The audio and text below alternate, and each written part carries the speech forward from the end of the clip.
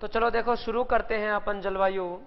और जलवायु में देखोगे कि हम लोगों ने सबसे पहले कल पढ़ा था मानसून के बारे में। और मानसून में अपनों ने क्या पढ़ा था कि मानसून जो शब्द है वो कौन सी भाषा का है? अरबी भाषा का शब्द है। कौन सी भाषा का शब्द है? अरबी भाषा के मौसम शब्द से बना है। कौन से शब्द से बना है? ये मौसम शब्द से बना है। और जिसका शाब्दिक अर्थ होता है ऋतु। जिसका शाब्दिक अर्थ क्या होता है? ऋतु होता है। क्लाइमेट जिसको बोलते हैं, जलवायु पढ़ेंगे। तो मानसून शब्द जो है अरबी भाषा के मौसम शब्द से बना है, जिसका शाब्दिक अर्थ होता है ऋतु। और मानसून का अपने वैसे अर्थ निकाला था कल अपनों ने कि मानसून जो है उसके दो भाग है। कौन कौन से? एक तो सबसे पहले अपनों ने बनाया था कौन सा? मौसम। और दूसरा कौन सा बनाया था? जलवायु।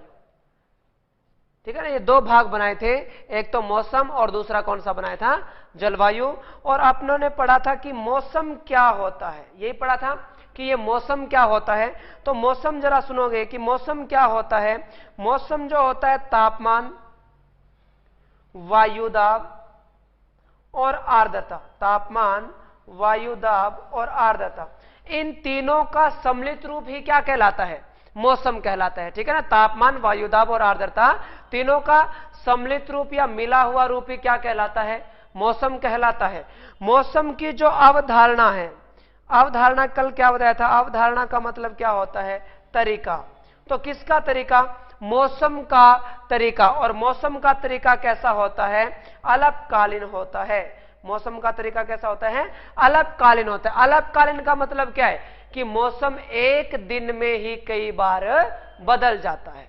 एक दिन में मौसम कई बार बदल जाता है। जैसे सुबह सुबह गर्मी या सर्दी ज्यादा होती है, उसके बाद जैसे सूर्य के निकलने का टाइम होता है तो क्या होता है? सूर्य के निकलने का टाइम हुआ और सर्दी कम हो जाती है, थोड़ी गर्मी बढ़ने लगती है। फिर गर्मी अधिक हो जाती है, फिर थोड़ी देर बाद में बादल हो जाते हैं, बरसात का मौसम हो जाता है, बरसात हो जाती है, फिर शाम को पुनः मौसम साफ हो जाता है और सर्दी अधिक हो जाती है। तो इसका मतलब क्या है कि मौसम की अवधारणा अल्पकालीन है और एक दिन में मौसम कई बार बदल जाता है। एक दिन में मौसम कई बार बदल जाता है, इसलिए इसकी अवधारणा कैसी है? अल्पकालीन है। ठीक है। जलवायु, जलवायु क्या है? तो देखोगे कि मौसम का लंबे समय तक किया गया अध्ययन, मौसम का लंबे समय तक किया गया अध्ययन ही क्या कहलाता है? जलवायु कहलाता है। लंबे समय तक अध्ययन कैसे करेंगे? जैसे इसमें एक की बात करें अपन, तापमान की। तापमान की अगर बात करें तो तापमान क्या होता है? कल आपको बताया किसी विशेष स्थान के वातावरण में उपलब्ध उष्णता क्या कहलाती है? तापमान कहलाता है। किसी विशेष स्थान के वातावरण में उपलब्ध उष्णता तापमान कहलाती है। और इसमें मैंने आपको यह बताया कि तापमान में कोई विशेष स्थान लगेगा। तापमान में कोई विशेष स्थान लगेगा। और विशेष स्थान लगने का मतलब क्या है? विशेष स्थान मतलब सभी जगह का तापमान एक जैसा नहीं होता। सभी जगह का तापमान एक जैसा नहीं होता। कभी सुना है कि पृथ्वी का तापमान इतना है? नहीं। राजस्थान का तापमान इतना नहीं सुना। और भारत का तापमान इतना नहीं होता। क्या होता है? हर एक जगह का तापमान अलग अलग होता है। हर जगह का तापमान अलग अलग होता है।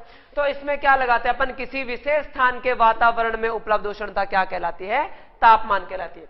अब मौसम का लंबे समय तक, आपको एक बात बता रहा हूं, देखो ध्यान से सुनना कि ये जो तापमान है ये हमने नोट किया कि 2001 का जो हाईएस्ट तापमान है वो है 48 डिग्री सेल्सियस।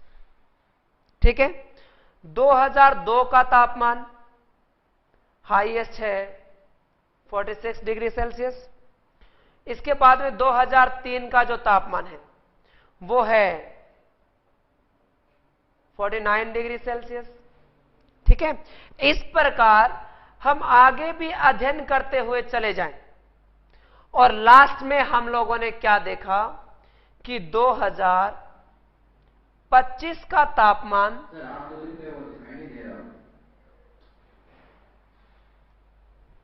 दिखाई क्यों नहीं दे रहा?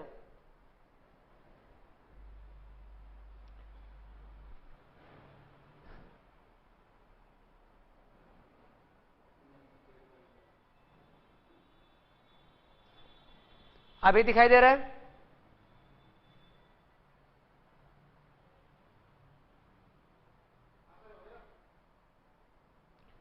चलो देखो इधर, 2025 के अंदर मान लो हमने देखा कि तापमान है इसका 47, कितना है?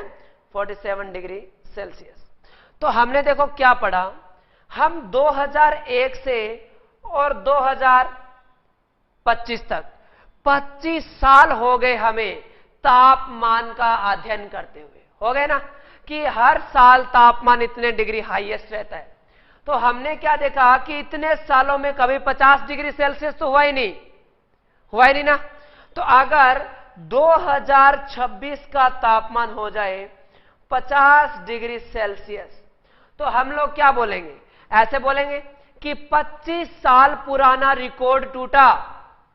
न्यूज़पेपर में कई बार ये न्यूज आती है कि 25 साल पुराना रिकॉर्ड टूटा,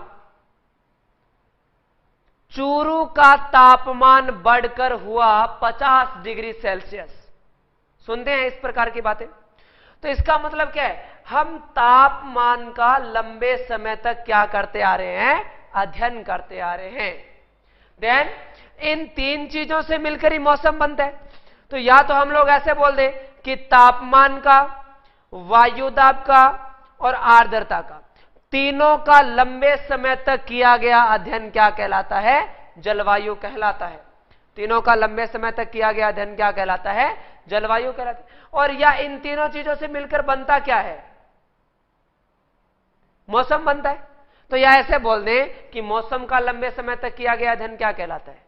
जलवायु कहलाता, ये जलवायु कहलाता है। एक ही बात है ना भी, इन तीनों चीजों का अलग अलग बोल दो या इसका एक का ही बोल दो, ये जलवायु होती है, कोई दिक्कत? जलवायु की अवधारणा, जलवायु की अवधारणा मौसम की कैसी है? अल्पकालीन। अल्प का मतलब क्या? कम। कालीन का मतलब समय। मौसम एक दिन में कई बार बदल जाता है।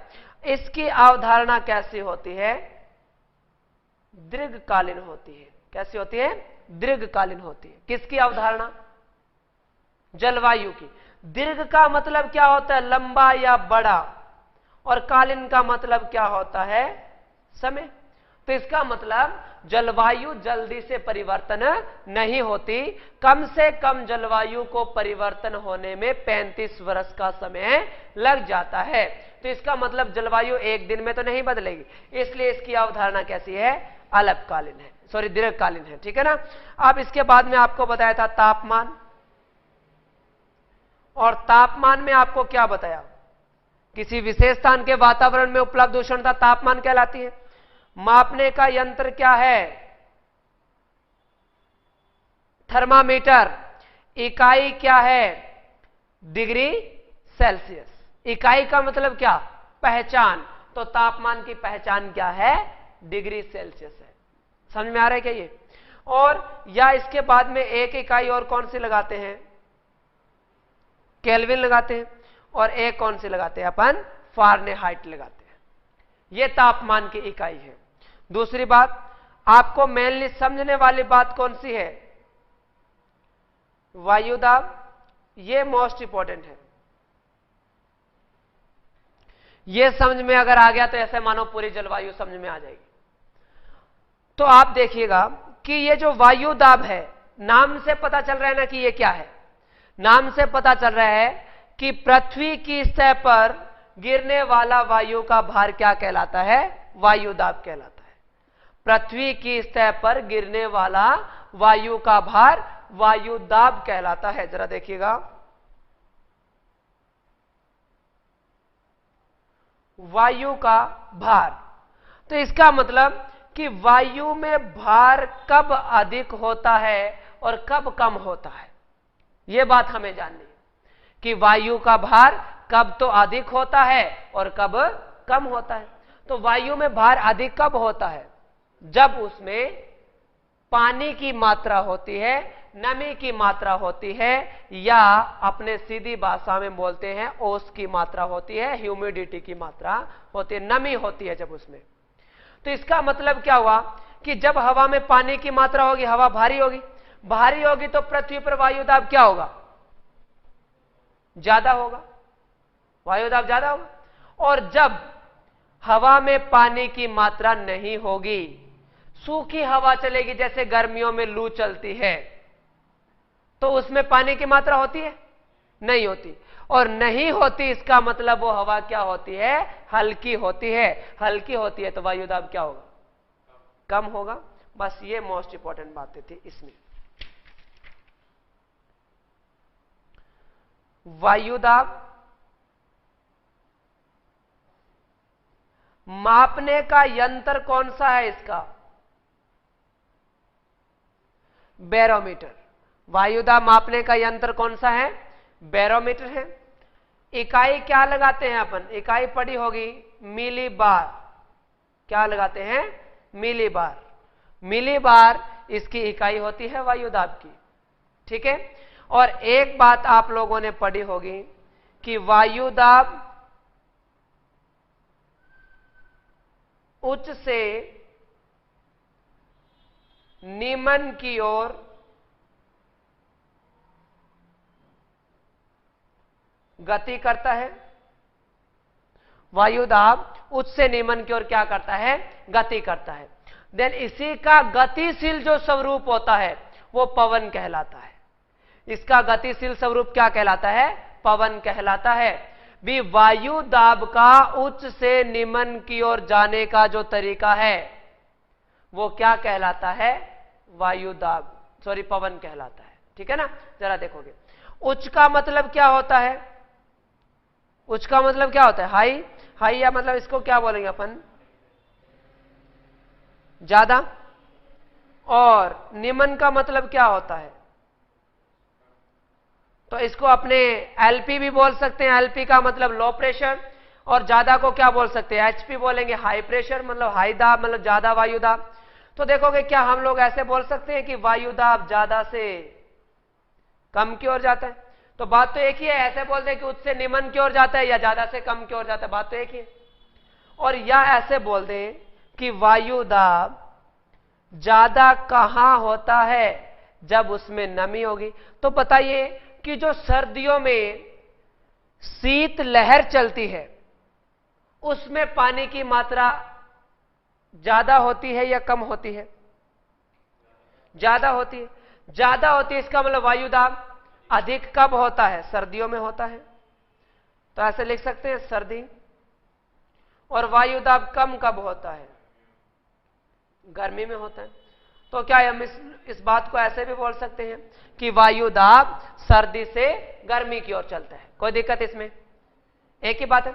लेकिन यहां दो मोस्ट इंपॉर्टेंट क्वेश्चन पढ़ने पड़ेंगे कि तापमान व वायु दाब में, तापमान व वायु दाब में विपरीत संबंध पाया जाता है, एक दूसरे का अपोजिट, उल्टा पाया जाता है। तो तापमान और इधर लिख लेते हैं वायु दाब, एक दूसरे का उल्टा। कैसे उल्टा एक दूसरे का? कि जब तापमान अधिक होता है तो वायु दाब कम होता है। कोई दिक्कत इसमें? क्योंकि तापमान अधिक कब होता है? गर्मियों में होता है। और गर्मियों में वायु दाब क्या होता है? कम होता है। लेकिन जब वायु दाब अधिक होता है, वायु दाब अधिक होने का मतलब क्या है? वायु दाब अधिक कब होगा? सर्दियों में होगा। तो सर्दियों में तापमान क्या हो जाएगा? कम हो जाएगा। यहां तक समझ में आया? ठीक है ना। तो जरा देखिएगा, ये इतना कंसेप्ट है, पूरे की पूरी जलवायु इसी पर डिपेंड है। ये समझ में आ गई क्या इतनी चीजें? तो जरा देखिएगा, हम पृथ्वी बनाते हैं।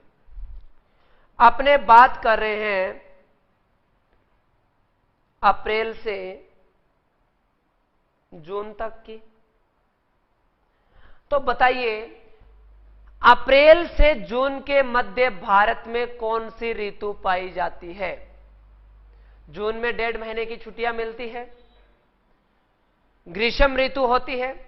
अब ग्रीष्म ऋतु पाई जाती है, इसका मतलब सूर्य क्या है? उत्तरायण चमक रहा है। उत्तरायण और दक्षिणायन समझिएगा।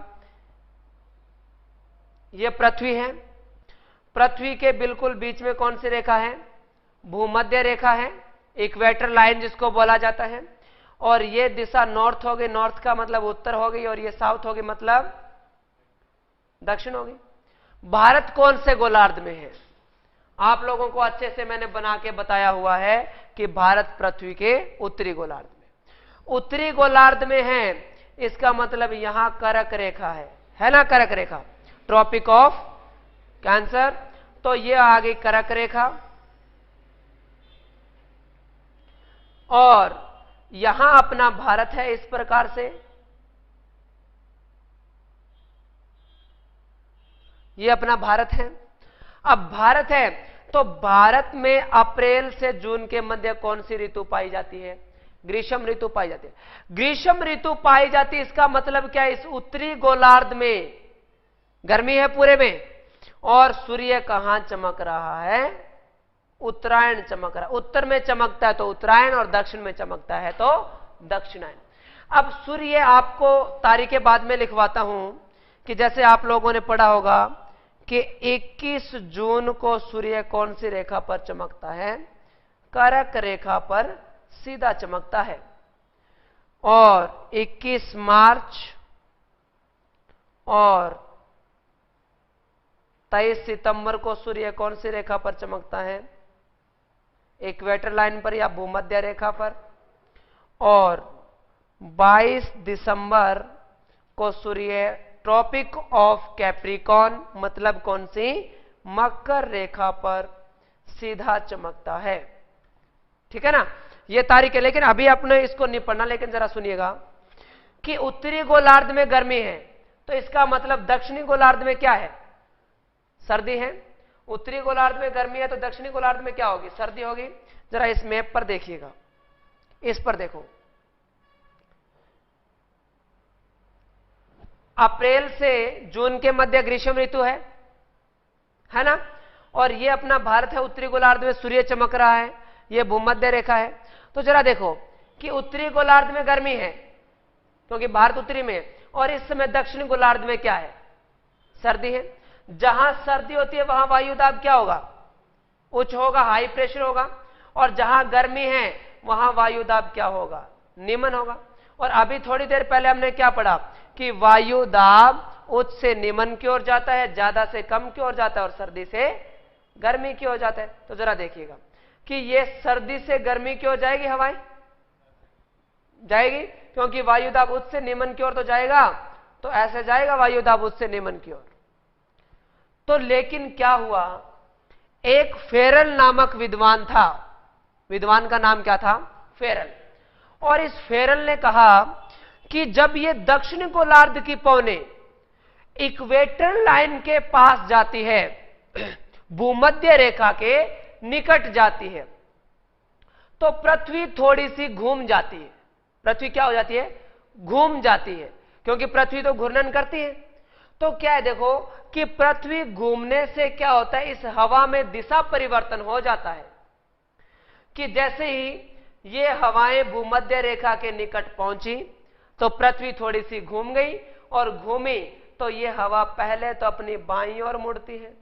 दायां बायां तो जानते हो, लेफ्ट राइट। तो आप देखो, पहले अपनी बाईं ओर मुड़ी और फिर 90 डिग्री का कोण बनाकर कौन सी ओर मुड़ गई? अपनी दाईं ओर मुड़ गई। और जैसे ही ये अपनी दाईं ओर मुड़ी तो ये दिशा परिवर्तन क्यों हुआ? कारण क्या है? पृथ्वी घूर्णन के कारण। जैसे इधर से देखो, इधर से कोई पंखा या कूलर ऐसे चल रहा होता है, जैसे इधर से चल रहा है, और अपने एक बार उसके आगे से ऐसे निकलते हैं, तो क्या होता है? एक बार दिशा डाइवर्ट हो जाती है, इधर उधर बढ़ जाती है। तो उसी प्रकार है, ऐसे हवा चल रही थी और इतने में पृथ्वी थोड़ी सी क्या हो गई? घूम गई। घूम गई तो ये हवा पहले अपनी बाईं ओर मुड़ी और पुनः उसी के साथ मुड़ गई।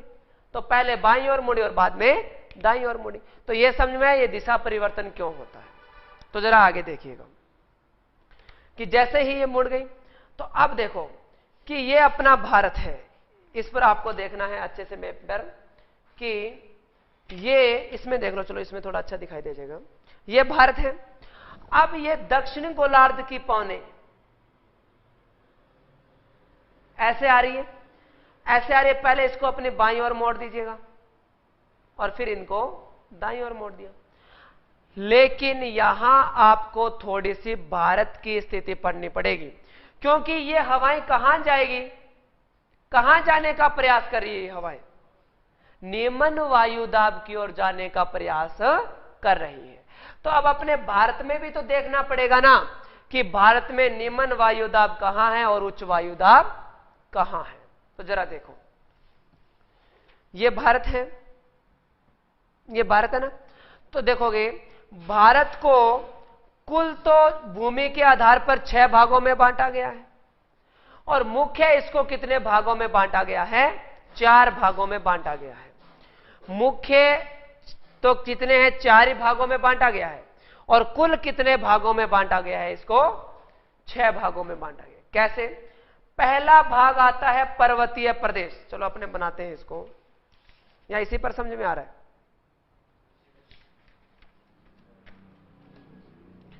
पहला भाग आता है पर्वतीय प्रदेश, और पर्वतीय प्रदेश का मतलब क्या? जहां पर्वतों का विस्तार पाया जाता है। तो जरा देखिएगा कि ये जो भारत का टर्न है ना, यहां से ऐसे मुड़ता है भारत, इसको आप सीधा मिला दीजिए ऐसे, इसको सीधा मिला के, और इधर वाली ये जो 7 सिस्टर्स है, पूर्वोत्तर की 7 बहनें, इसको सीधा मिला दोगे। यहां कौन सी पर्वतमाला है उत्तर में? हिमालय पर्वतमाला है। अब जहां हिमालय पर्वतमाला, इसका मतलब वहां पर्वतों का विस्तार तो पाया जाएगा। हिमालय पर्वतों की तो एक माला है, तो इसका मतलब क्या है कि ये जो इससे ऊपर ऊपर वाला भाग आपको दिखाई दे रहा है, ये भारत का कौन सा भाग है? ये इधर वाला पर्वतीय प्रदेश। आई बात समझे? ये पर्वतीय प्रदेश। दूसरा देखो कौन सा है? उत्तर का विशाल मैदान। इसको एक बार छोड़ दो, उत्तर के विशाल मैदान को एक बार छोड़ दो, नहीं पढ़ेंगे। अब तीसरा देखो क्या आता है? प्रायद्वीपीय पठार आता है। तो ये प्रायद्वीप क्या होता है? मैंने जब आपको महाद्वीप पढ़ाए थे तो उस समय बताए थे कि प्रायद्वीप वो होता है जिस स्थान के 3 ओर पानी होता है। तो जरा ये भारत देखिएगा, इधर अरब सागर है, यहां बंगाल की खाड़ी है, और नीचे कौन सा महासागर है? इंडियन ओशन या हिंद महासागर है, ठीक है ना। नीचे कौन सा महासागर है? ये हिंद महासागर है। तो इस स्थान के ये जो इतना भाग दिखाई दे रहा है, इसके 3 ओर पानी हुआ। लेकिन देखो इसने अपने नाम के आगे क्या लगा रखा है? पठार लगा रखा है। तो ये पठार क्या होता है? पठार कि जब समुद्र तल से औसत या एवरेज ऊंचाई, जरा ध्यान से देखिए, बताया था शायद मैंने आपको। हां, तो देखोगे इधर अपने बनाते हैं, समुद्र तल से जब औसत या एवरेज ऊंचाई 300 से 600 मीटर होती है तो उसे बोला जाता है मैदान। क्या बोला जाता है? मैदान। और अगर ऊंचाई कितनी हो जाए? 600 से 900 मीटर हो जाए तो उसे बोला जाता है क्या? पठार। और अगर एवरेज ऊंचाई हो जाए 900 से 1200 मीटर, 900 से 1200 मीटर अगर एवरेज ऊंचाई हो गई तो यह कहलाता है पहाड़, ठीक है। और अगर ऊंचाई हो जाए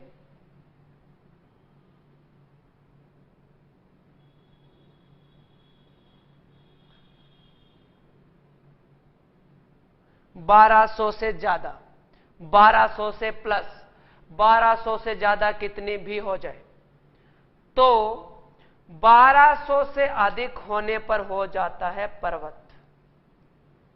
ऊंचाई के आधार पर वर्गीकरण है। तो जरा देखिए, अपने को सिर्फ क्या देखना था? पठार देखना है, ठीक है। पठार में देखो अपनों ने क्या देखना है, उसने लिखा क्या रखा है? प्रायद्वीपीय पठार। तो ऐसा भूभाग भी ऐसा होना चाहिए जिसके 3 ओर पानी हो, और वो भूभाग सामान्य भूमि से क्या उठा हुआ होना चाहिए? क्या उठा होना चाहिए? 600 से 900 मीटर ऊपर उठा होना चाहिए। तो देखोगे ये जो इसके बीच बीच वाला जो ऐसे एरो लगाई हुई है, ये वाला भाग देखना है आपको। तो इस स्थान के 3 और पानी तो हुआ, इसलिए इसको प्रायद्वीप बोल दिया। लेकिन ये जो ऐसे एरो लगी हुई वाला जो भाग है, ये सामान्य भूमि से कितना ऊपर उठा हुआ है? 900 मीटर ऊपर उठा हुआ भाग है, एवरेज 600 से 900 उठा हुआ भाग है। देन इसे क्या कहा जाता है? प्रायद्वीपीय पठार कहा जाता है। आई बात समझे? प्रायद्वीपीय पठार क्यों बोला गया? अपने प्रायद्वीपीय पठार की आकृति ऐसी है, क्योंकि ऊपर उठा हुआ भाग है तो इसकी आकृति ऐसी है। ये मोस्ट इंपॉर्टेंट है, समझना जरूरी है इसको। ये है। अब ये दिशा पश्चिम होती है और इधर वाली कौन सी होती है? पूरब हो गई। तो प्रायद्वीपीय पठार की पश्चिम में तो ऊंचाई अधिक है और पूर्व में इसकी ऊंचाई क्या है? कम है। तो पश्चिम में इसकी ऊंचाई कितनी है? 1200 मीटर है। पश्चिम में इसकी ऊंचाई है 1200 मीटर और पूर्व में इसकी ऊंचाई है 600 मीटर। अब आप सोच रहे होंगे कि सर आपने तो बताया है कि जब 600 से 900 मीटर तक होता है तो ही पठार होता है, 1200 आगे इसका मतलब ये तो पहाड़ बन जाना चाहिए था। लेकिन ध्यान रखिएगा, मैंने ये बोला था कि एवरेज ऊंचाई होनी चाहिए। एवरेज निकालने के लिए क्या करोगे? अनुपातों का योग बटा अनुपातों की संख्या। तो अनुपातों का योग बटा कैसे करोगे? 1200 प्लस 600 संख्या कितनी है? 2। तो 1800 बटे 2 काटोगे, कितना आ जाएगा? 900 आ जाएगा। तो एवरेज ऊंचाई कितनी है इसकी? 900 मीटर है। कोई दिक्कत? इसलिए इसको क्या बोल दिया गया? प्रायद्वीपीय पठार बोला गया। अब इसके बाद में चौथा भाग आता है तटीय प्रदेश। तट किसे कहा जाता है? तट वो होता है, तट किसे कहा जाता है जरा बताइए? तट वो भाग होता है जो पानी के साथ सीमा बनाता है, उसे तटीय भाग ही तो बोलते हैं। पानी का जिसके साथ सहारा लगता है तटीय होता है वो, ठीक है। तो तटीय भाग, तो इधर अरब सागर और यहां बंगाल की खाड़ी। तो ये जो पास में खाली भाग जो आपको ऐसे रोल वाला दिखाई दे रहा है, ये क्या दिखाई दे रहा है? कौन सा भाग है? ये तटीय प्रदेश। कोई दिक्कत? लेकिन तटीय प्रदेश को 2 भागों में बांटा गया है, इधर वाली पश्चिम दिशा और इधर वाली ये पूर्व दिशा। ये इस तट को क्या बोलोगे आप? पश्चिमी तट। और इधर वाले को क्या बोलोगे? पूर्वी तट। तो तटीय भाग को कितने भागों में बांटा गया है? 2 भागों में बांटा गया है, पश्चिमी तट और पूर्वी तट। आगे देखिएगा, मरुस्थलीय प्रदेश।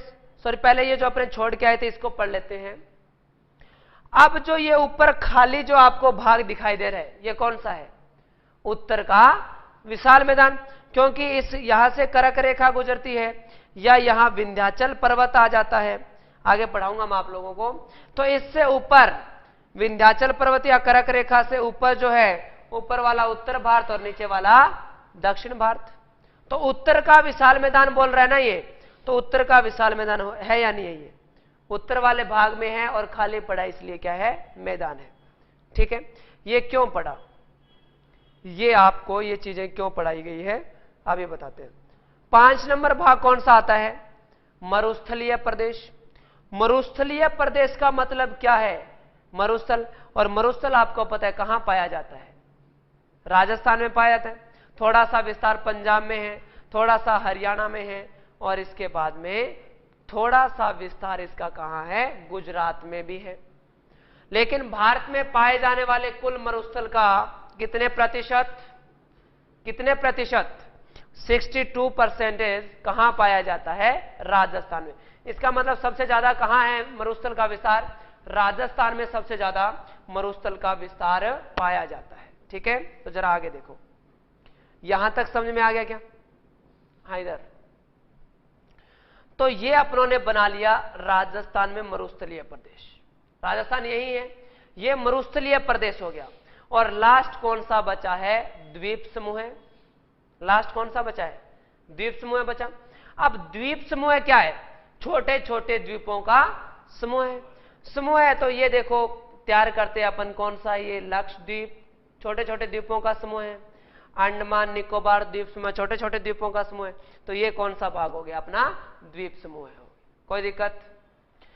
अब देखो कि भारत यहां है और उत्तरी गोलार्ध में ग्रीष्म ऋतु है। इसका मतलब पूरे भारत में ग्रीष्म ऋतु है? समझ में आ रही है ना बात ये। लेकिन ग्रीष्म ऋतु तो है, लेकिन कौन सा भाग तो अधिक गर्म होगा और कौन सा भाग कम गर्म होगा।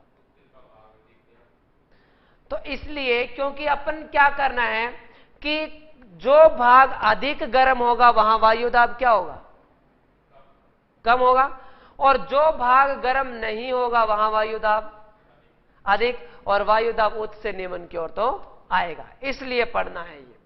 तो जरा देखिए, ये जो हमारा पर्वतीय प्रदेश है, पर्वतीय प्रदेश है, तो पर्वतीय प्रदेश में ऊपर कौन सी पर्वतमाला, हिमालय पर्वतमाला। तो यहां तो क्या पाए जाते हैं, हिम मतलब ग्लेशियर, बर्फ के पहाड़ पाए जाते हैं यहां पर, और बर्फ के पहाड़ पाए जाते हैं, इसका मतलब यहां ग्रीष्म ऋतु तो है, गर्म तो है ये क्षेत्र, लेकिन अधिक गर्म होगा क्या, नहीं होगा, क्योंकि बर्फ के पहाड़ पाए जाते हैं, इसलिए अधिक गर्म तो नहीं होगा। अब देखो, ये भाग अधिक गर्म हो जाएगा क्या, नहीं होगा। क्यों नहीं होगा, क्योंकि इसके तीन और क्या लगता है, पानी है। गर्म तो होगा लेकिन अधिक गर्म नहीं होगा। बचा कौन सा, ये वाला भाग, यहां गंगा नदी का तंत्र है, तो गंगा नदी आ गई, ब्रह्मपुत्र नदी आ गई, जो भी नदी आ गई, तो उनमें पानी गर्म तो होगा लेकिन अधिक गर्म नहीं होगा। तो अधिक गर्म होगा कौन, कौन अधिक गर्म होगा, मरुस्थलीय क्षेत्र अधिक गर्म होगा। क्यों होगा, क्योंकि ध्यान रखना, मरुस्थलीय क्षेत्र में जो बलुई मिट्टी पाई जाती है उसके कण क्या होते हैं, बड़े होते हैं। बलुई मिट्टी के कण क्या होते हैं, बड़े होते हैं। बड़े होते हैं तो इनमें सूर्य की किरणें जो है गहराई तक चली जाती है और ये क्षेत्र गर्म अधिक होता है। बलुई मिट्टी आपको पता है, मरुस्थलीय क्षेत्र अधिक गर्म होता है।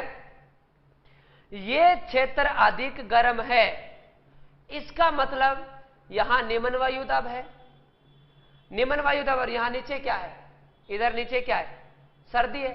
सर्दी है तो वहां वायु दाब क्या है, चलो देख लो, ये भारत है तो यहां नीचे तो सर्दी है, सर्दी है, यहां वायु दाब उच्च है। और ये जो मैंने ये राजस्थान ये बना रखा है, इसके अंतर्गत ये देखोगे, ये यहां वायु दाब बिल्कुल ही निम्न है, तो ये पवनें कहां आने का प्रयास करेगी, जहां बिल्कुल ही निम्न वायु दाब वहीं आने का प्रयास करेगी ना।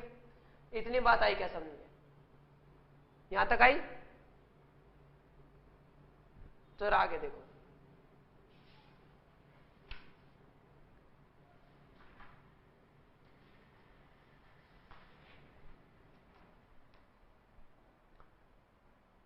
ये पृथ्वी है, ये दक्षिण गोलार्ध है, और ये अपना भारत है।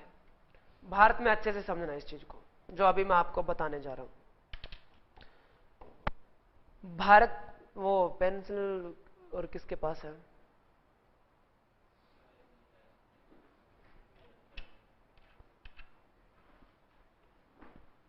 बाकी तो होंगे वो इरेजर वगैरह। अजय और मोनू क्यों नहीं आए,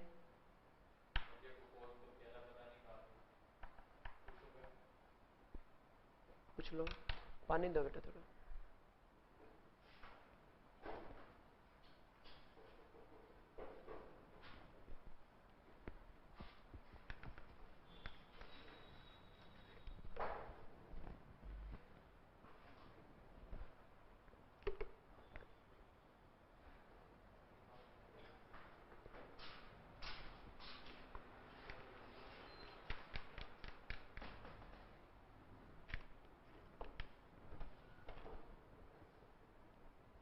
जरा आगे देखो, समझो इसको।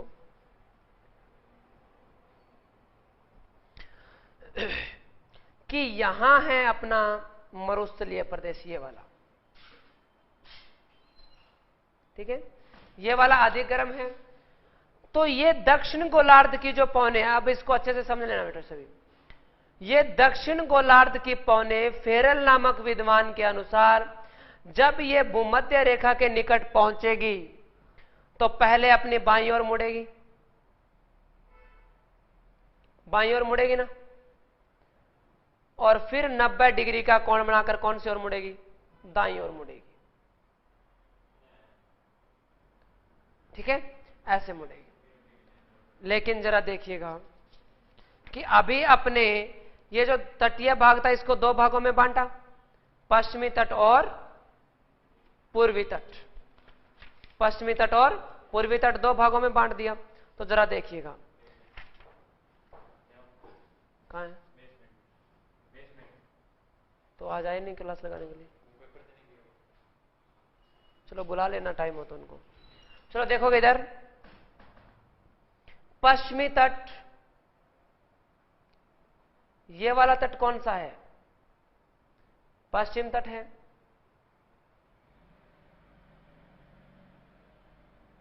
और ये वाला तट कौन सा है, पूर्वी तट है ना, क्योंकि ये दिशा पश्चिम होती है और इधर वाली पूर्व होती है।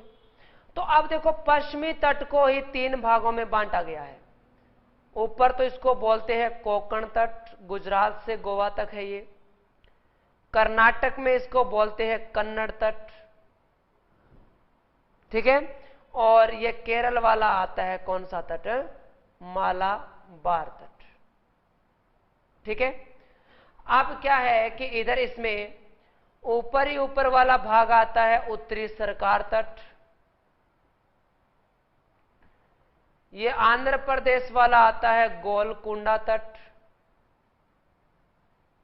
और ये दक्षिण वाला भाग आता है कोरोमंडल तट। कोरोमंडल और मालाबार दोनों ही इंपॉर्टेंट है, क्योंकि जरा देखो यहां देखो, अपन इसको यहां लेके आए तो ये रेखा या ये हवा सबसे पहले कौन से तट पर प्रवेश करेगी, मालाबार तट पर प्रवेश करेगी ना। तो जरा देखो भारत के बिल्कुल बीच में है यहां पर विंध्याचल पर्वत। कौन सा पर्वत है ये, विंध्याचल पर्वत। भारत के उत्तर में यहां है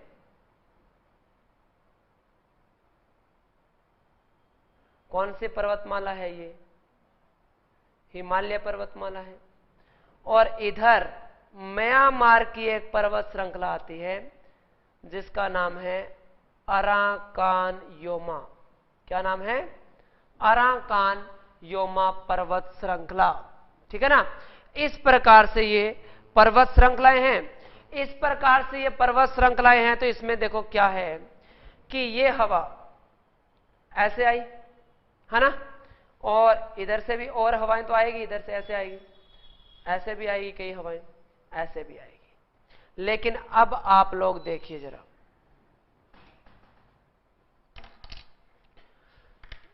हमारे प्रायद्वीपीय पठार की आकृति कैसी है, प्रायद्वीपीय पठार की आकृति तो ऐसी है, ऐसी है ना प्रायद्वीपीय पठार की आकृति। ये कौन सा तट है, पश्चिमी तट, और इधर वाला ये कौन सा है, पूर्वी तट। इस भाग को दर्शाने की कोशिश कर रहा हूं यहां, ठीक है ना, ये भाग है यहां पर। तो जरा ध्यान से देखो आप इस बात को, इस बात में आपको देखना है हवा इधर से आ रही है, मानसून इधर से आ रहा है, ये देखो आ रहा है ना। तो प्रायद्वीपीय पठार से सीधी सी बात है यहां टकराएगा मानसून, तो टकराएगा। जैसे यहां मानसून टकराएगा तो ये सबसे नीचे वाला भाग है कौन सा, मालाबार तट है। तो सबसे पहली वर्षा कहां होगी, केरल के मालाबार तट पर सर्वाधिक या सबसे पहले वर्षा होगी। क्यों होगी, क्योंकि ये हवा जो आई थी इसमें पानी की मात्रा अधिक थी। जैसे ये यहां टकराई और टकराते इस तट पर क्या करेगी, वर्षा करेगी। क्योंकि ये जो इतना भाग है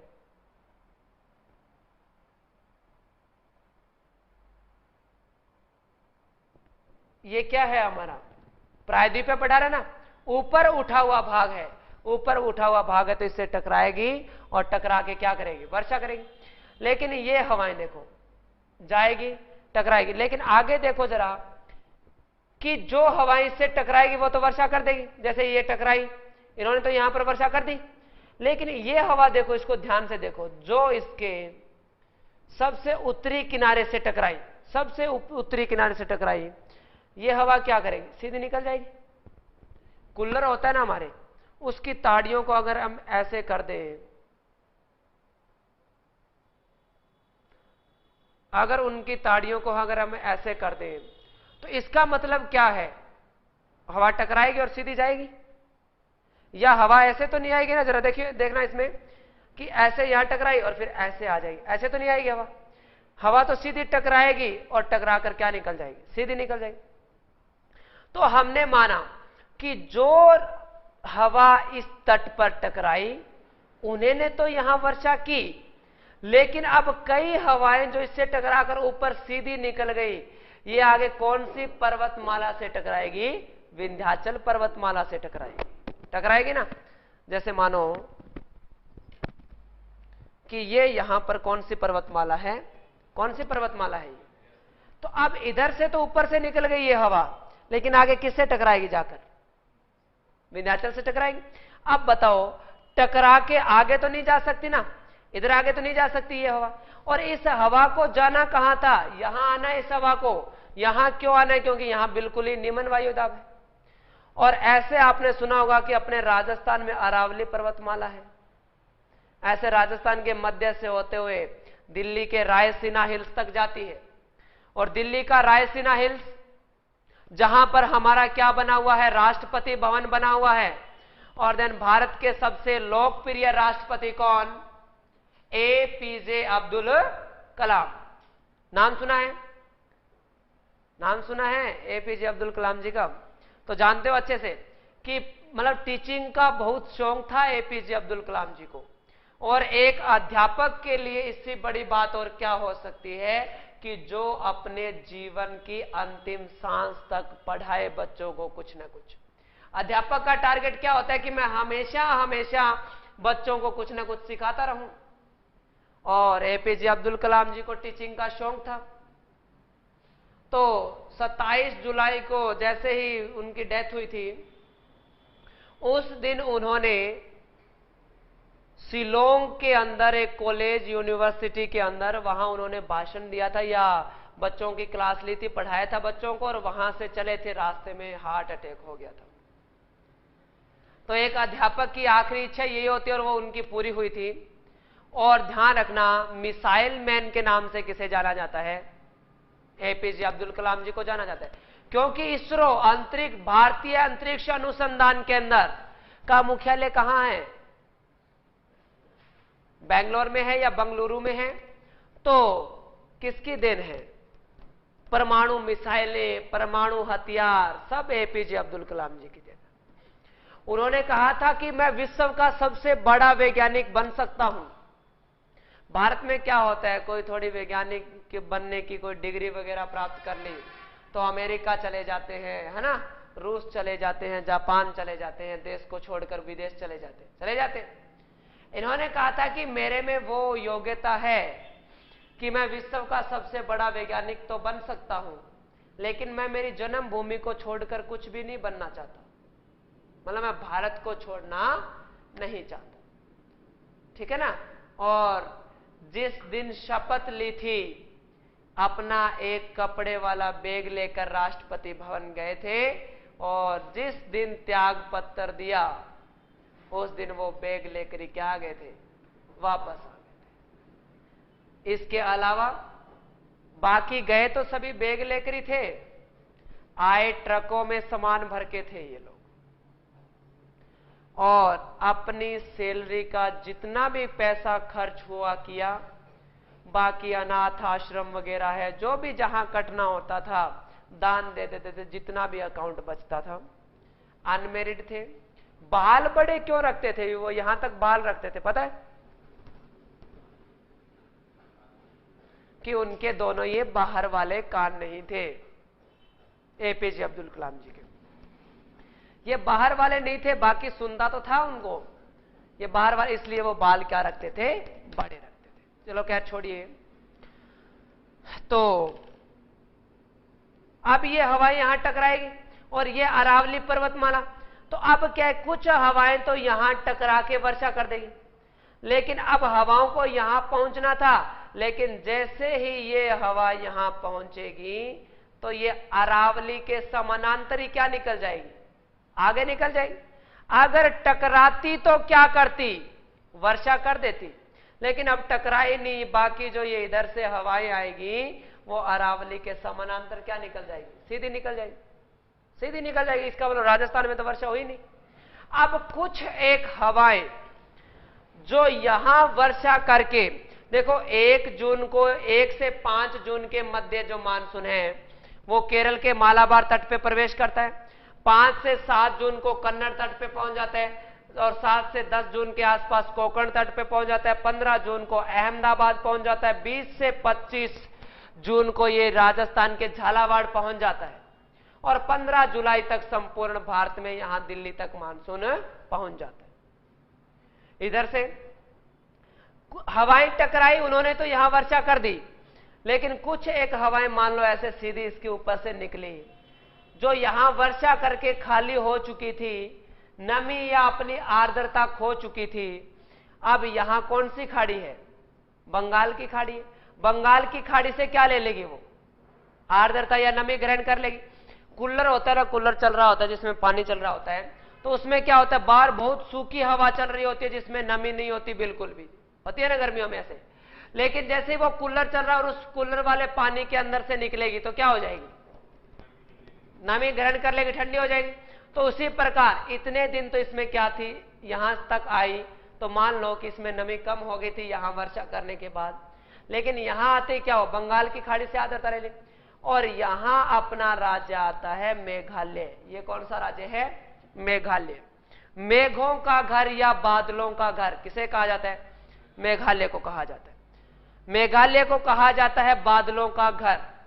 तो जैसे ही देखोगे कि ये हवाएं यहां मेघालय में सबसे पहले पहुंचेगी, क्योंकि बंगाल की खाड़ी के निकट ही है मेघालय। तो जरा सुनिएगा, ये इंपॉर्टेंट क्वेश्चन, जैसे ही ये हवा बंगाल की खाड़ी से आर्द्रता लेकर मेघालय पहुंचेगी, तो ये है मेघालय। इसमें इस पहाड़ी का नाम है गारो, इस पहाड़ी का नाम है खासी, और इसका नाम है जैंतियां। तो गारो, खासी और जैंतियां, इन 3 पहाड़ियों के मध्य स्थित है कौन, मासिनराम। नाम सुना है क्या मासिनराम का, नाम सुना है? तो जरा देखिएगा कि ये हवाएं सीधी यहां पहुंची, तो इधर यहां टकराएगी ना, पहाड़ी है ये, तो टकराएगी, और टकरा के क्या करेगी, वर्षा। इधर भी टकराएगी, क्या करेगी, वर्षा करेगी, और इधर भी टकराएगी तो वर्षा करेगी। तो जरा देखो कि यहां तो एक ही दिशा में टकराई तो इतनी वर्षा कर दी, लेकिन यहां तो देखो कितनी दिशाओं में टकरा रही है, 3 दिशा में, मतलब अधिक करेगी वर्षा। तो अब देखो कि पहाड़ी तो हम लोग ऐसे बनाते हैं, ये एक पहाड़ी ऐसे हो गई, दूसरी पहाड़ी ऐसे हो गई, ऐसे बनाते हैं पहाड़ियां, और ये इसके पीछे मान लेते हैं तीसरी पहाड़ी हो गई, ऐसे बनाते। तो अब वो हवा पहले इस पहाड़ी से टकराई वर्षा की, फिर इस पहाड़ी से टकराई वर्षा की, और फिर इससे टकराई। अब ये आकृति देखो, यहां जो वर्षा होगी वो पानी तो इकट्ठा यहां निम्न भूमि में ही होगा इकट्ठा आके, और ये जो स्थान है ये है मासिनराम, मासिनराम मेघालय। तो अब इसमें देखो, यहां इन किनारों के ऊपर वर्षा होगी, पानी तो यहां नीचे इकट्ठा होना है। इसकी आकृति देखो किसके जैसी बन गई, कीप के जैसी आकृति बन गई ना, कीप के जैसी आकृति।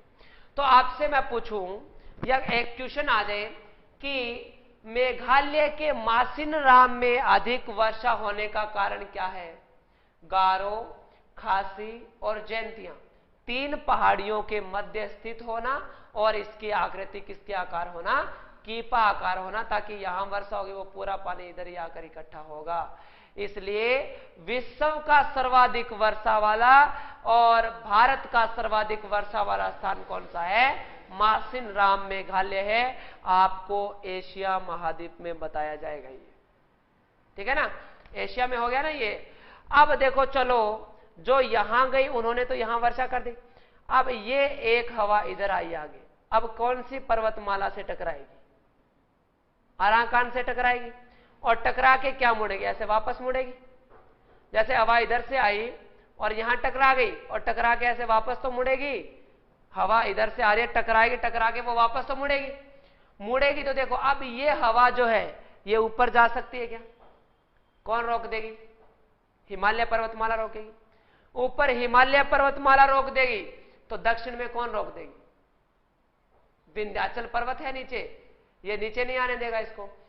ये हिमालय पर्वतमाला ऊपर नहीं जाने दे रही, तो ये कौन सी दिशा में चलेगी? ये दिशा उत्तर होती है और ये कौन सी होती है? पश्चिम होती है। तो उत्तर और पश्चिम के बीच वाली दिशा कौन सी? उत्तर पश्चिम। तो ये आखिरकार वर्षा करती करती करती करती करती करती जब बिल्कुल ही क्या हो जाती है? खाली हो जाती है, बिल्कुल खाली हो जाती है, बिल्कुल इसमें नमी नहीं बचती, तो आखिरकार ये कहां पहुंच जाती है? राजस्थान। ये देखो यहां पहुंचेगी, यही लेके आना था ना इसको। अब ऐसे इसको लेके आए और आगे कौन सी पर्वतमाला आ गई? अरावली पर्वतमाला आ गई। अब इससे टकरा गई ना, और इससे टकरा कर यही क्या हो जाती है? इधर वाले भाग में अधिक वर्षा कर देगी। कोई दिक्कत समझ में आई क्या? इतनी बात है।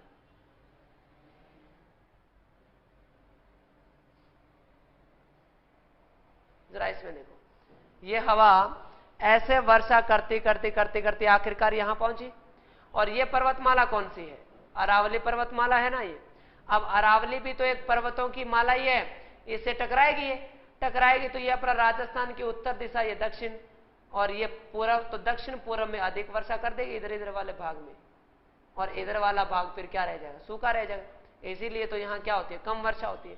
तो अब देखो चीज जितनी हुई कम होती है, लेकिन जितनी भी हुई यहां कौन सी खाड़ी है? तो कौन से मानसून से हुई हमारे वर्षा? बंगाल की खाड़ी से हुई ना, अरब सागर से क्यों नहीं हुई? अरब सागर से तो ये स्थान है 400 किलोमीटर दूर है, तो इससे होनी थी वर्षा तो, लेकिन न होने का कारण क्या है कि यह हवा अरावली के समानांतर सीधी आगे निकल जाती है, टकराती नहीं है, इसलिए वर्षा नहीं होती। जब मानसून किसी भी जगह के ऊपर होता है तो क्या होता है? उसी प्रकार का क्या होता है? मानसून बता दिया जाता है। तो देखो जैसे यहां ये कौन सा सागर है? अरब सागर है, अरब सागर है ना। तो अरब सागर पर जब होगी हवाएं तो अरब सागरीय मानसून, और जब हवाएं बंगाल की खाड़ी पर आ जाएगी तो बंगाल की खाड़ी का मानसून। समझ में आ गई? और अब देखो ये दिशा दक्षिण होती है और ये कौन सी होती है? पश्चिम। और दक्षिण और पश्चिम में से जा रहा है, सॉरी दक्षिण और पूरब में से जा रहा है, इसका दक्षिण पूर्वी मानसून। तो आगे क्या ये बात समझे? तो आखिरकार यहां पहुंचता है मानसून कब तक? 15 जुलाई तक। ऐसे आता है भारत में मानसून। समझ में आ गया क्या? इधर आ गई। बहुत है आज इतना? हाँ, या और पढ़ाएं?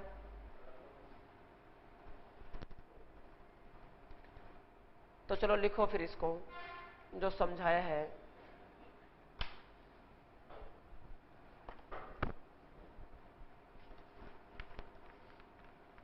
मानसून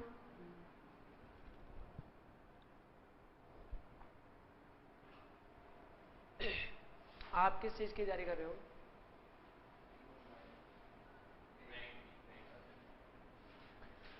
तो लिखना है मानसून अरबी भाषा के मौसम शब्द से बना है।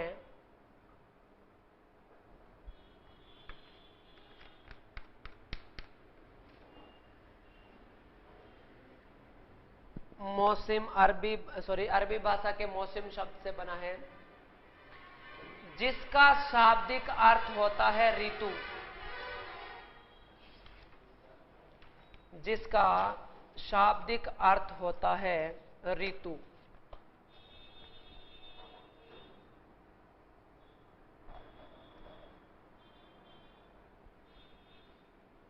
लिख लिया? मानसून के दो पार्टीशन बनाओ वैसे, एक साइड में तो लिखना है आपको जैसे ऐसे,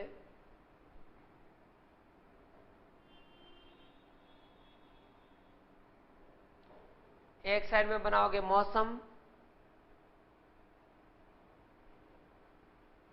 और दूसरे भाग में जलवायु, मौसम और जलवायु। लिख लिया? मौसम के नीचे लिख दो तापमान, वायु दाब, आर्द्रता।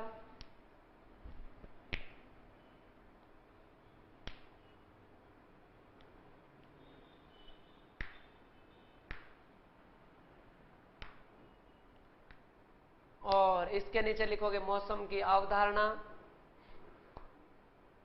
अल्पकालीन,